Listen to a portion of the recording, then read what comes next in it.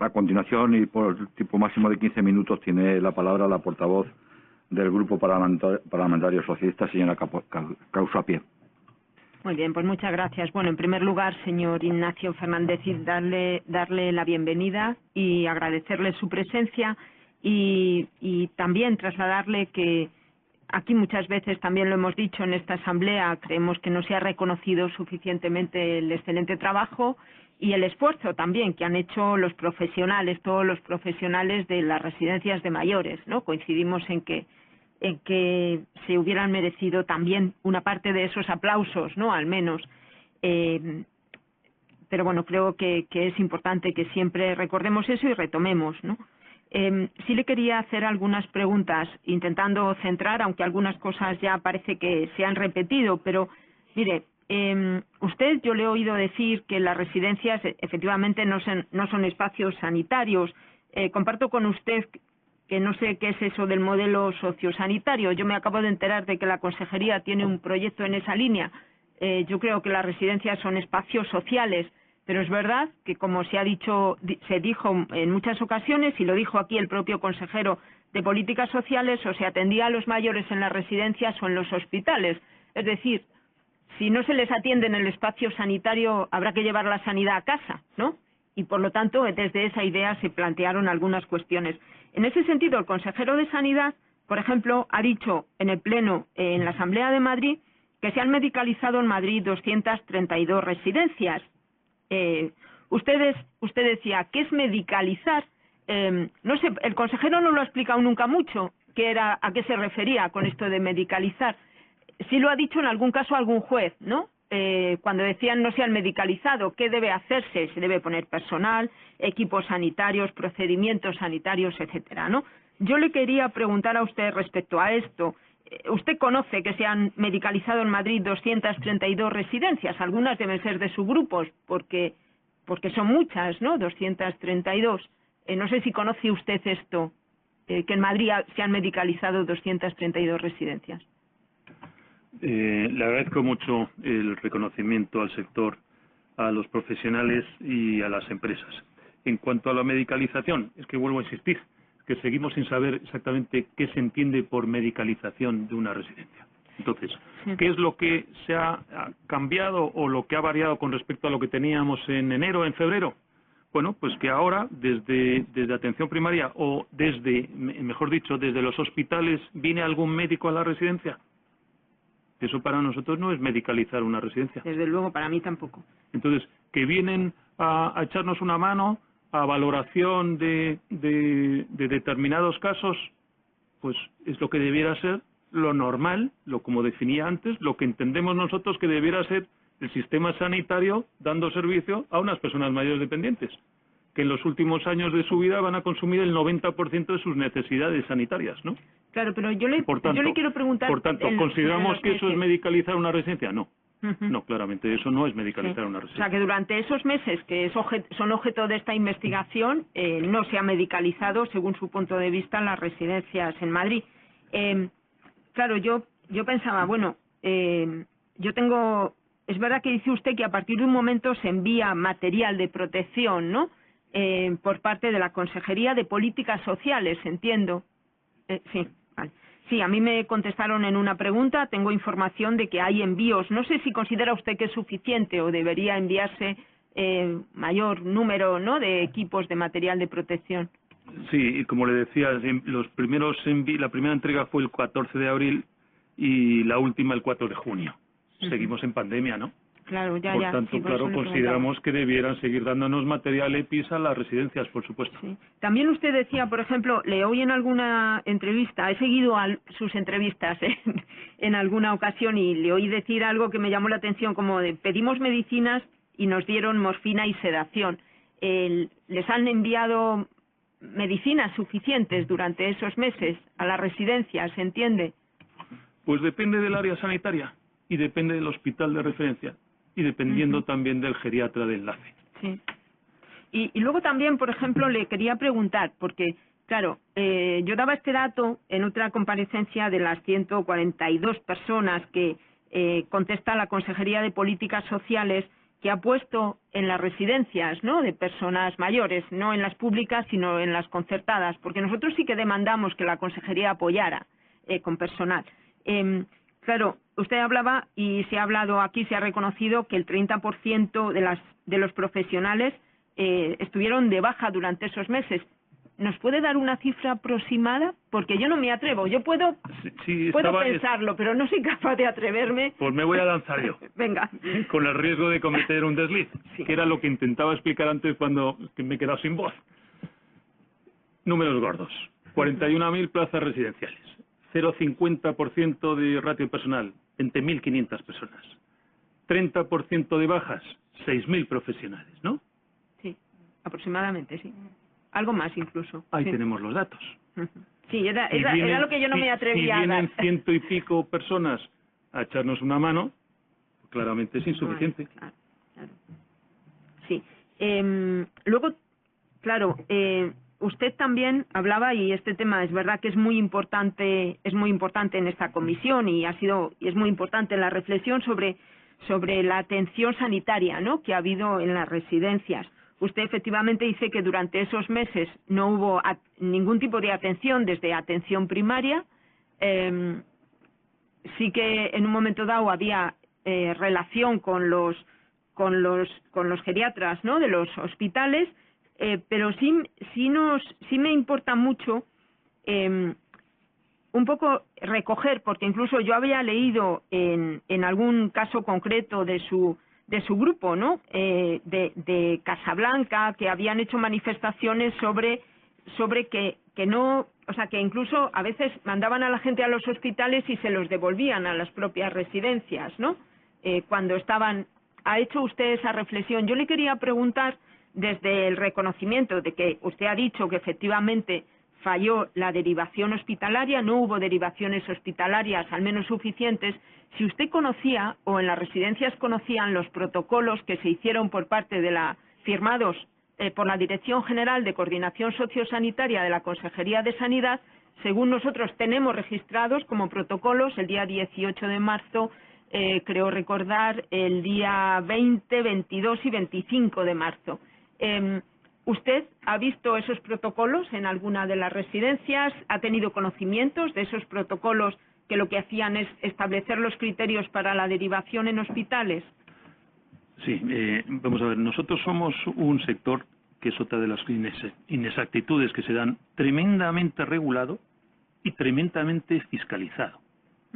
Porque también se dice que, bueno, que campamos a nuestras anchas, cosa que totalmente falso.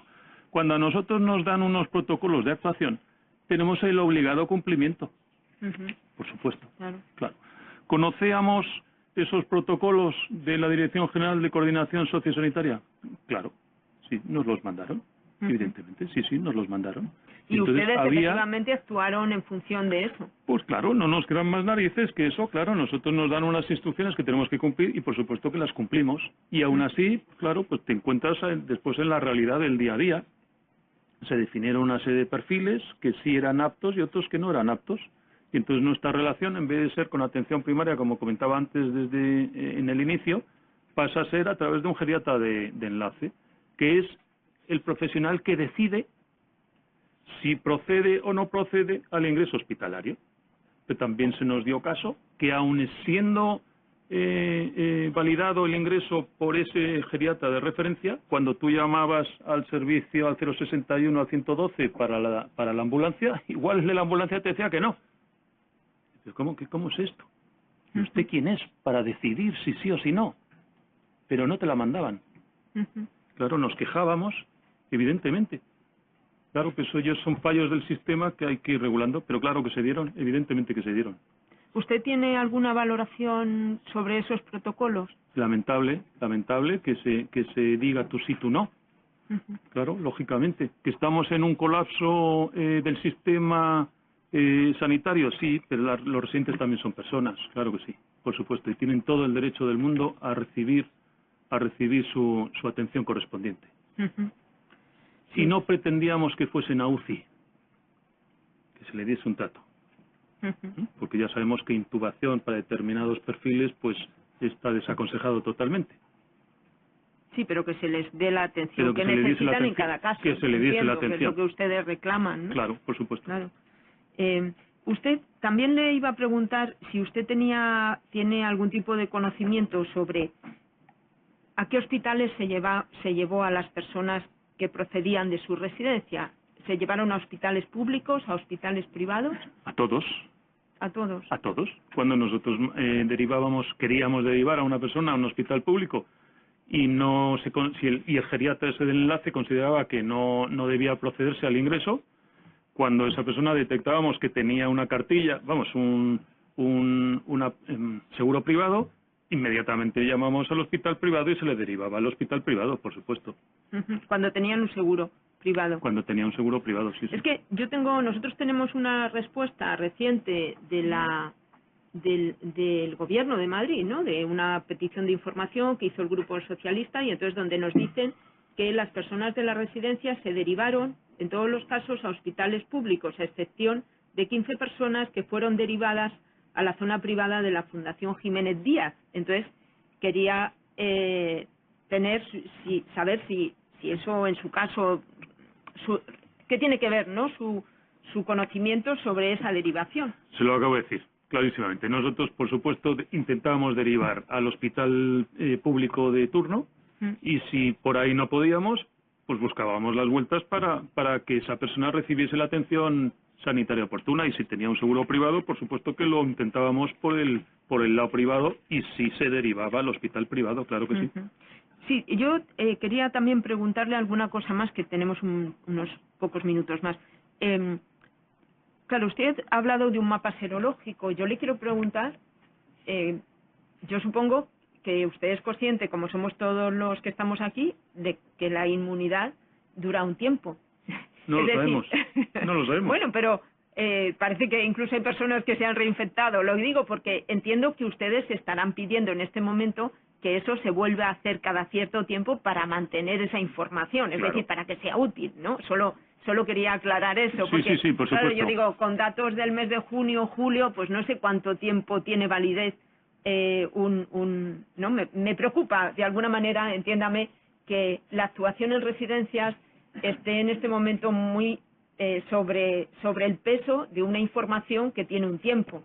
De todas formas, sí, le comprendo perfectamente, y por supuesto nos preocupa a nosotros, claro, pero gracias a Dios también le preocupa Sanidad. Por eso en noviembre nos vuelven a hacer otro. Vale. Cada 3-4 meses se va a seguir repitiendo esa prueba. Y con respecto a la inmunidad, el otro día nos enteramos que ya la inmunidad, que inicialmente hablaban de 2-3 meses, ya la han subido a 6. Pero ni más ni menos, porque claro, ya tenemos evidencia científica, porque ya están pasando los meses. Ya. Espérese usted a ver si vuelve a ser aumentada y pasamos a 9 y a 12. A mí me encantaría, personalmente incluso, pero... Y yo también estaría encantado. Un par de cosas más. Yo le quería preguntar, mire, nosotros, claro, estamos reclamando que se dé información de los datos residencia a residencia. Nos parece importante que haya una información amplia de las personas, cuál era la situación de las residencias desde el primer momento. Incluso la mayoría, ¿no?, de los grupos de esta asamblea lo solicitó en su momento. Yo quería preguntarles si las residencias, como espacios, si tienen ustedes algún problema en que públicamente aparezca la información en una web de cada una de las residencias, cuál es su situación sanitaria. Pues mire, estaríamos encantados siempre y cuando la información se utilizase con el debido cuidado. Fíjese, ¿se da información de cuánta gente fallece en los hospitales? No.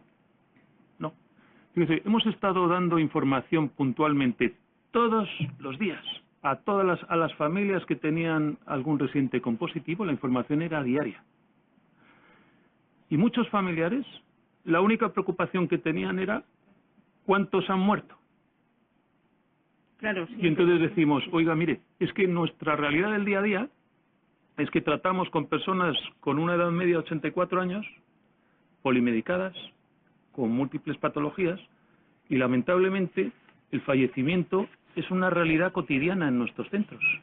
Claro, que son personas muy mayores y muy frágiles, muy frágiles. Entonces, dar esos datos, ¿para qué? ¿Para crear una alarma social como de hecho estamos ahora? No, Fíjese lo que se provocó cuando surgió el tema del colapso de las funerarias y se descubrieron personas mayores cuerpos que estaban en las residencias y no se habían retirado. Se creó una alarma social innecesaria. ¿Para qué? ¿Para qué? Pero si el problema de verdad, señoría, venía por las funerarias, que en condiciones normales en 2 horas nos retiraban un cadáver y nos íbamos a 72 horas y no conseguíamos que se retirasen. Ya, yo creo que Entonces, tiene mucho que ver la opacidad. La información, esa información... ¿Perdone? Lo siento, yo creo señor que Fernández. se genera alarma Muchas gracias. cuando no hay información previa. Pero ¿para Muchas qué gracias, tener esa señoría. información de número de fallecimientos? Para que la gente coja miedo. Señor Cid, muchas gracias y en nombre de la comisión le quiero dar las gracias por su comparecencia, además muy emotiva a mi juicio, y casi da ganas volverle a convocar.